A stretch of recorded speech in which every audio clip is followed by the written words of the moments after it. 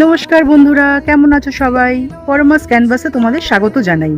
আজ ৩রা শ্রাবণ, শ্রাবণ মাস মহাদেবের মাস।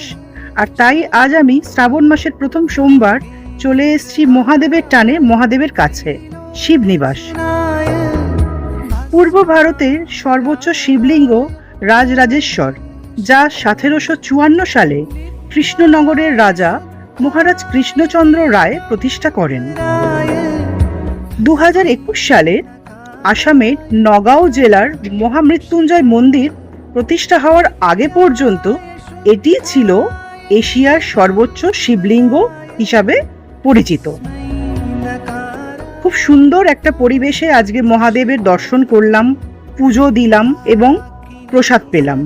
তোমরা কারা কারা এই মন্দির দর্শন করেছো বা এসেছো অবশ্যই কমেন্টে জানিও। মহাদেবের কৃপায় সবাই ভালো থাকো। ফিরে আসছি নতুন কোনো ভিডিওতে। জয় ভোলেনাথ, হর হর মহাদেব।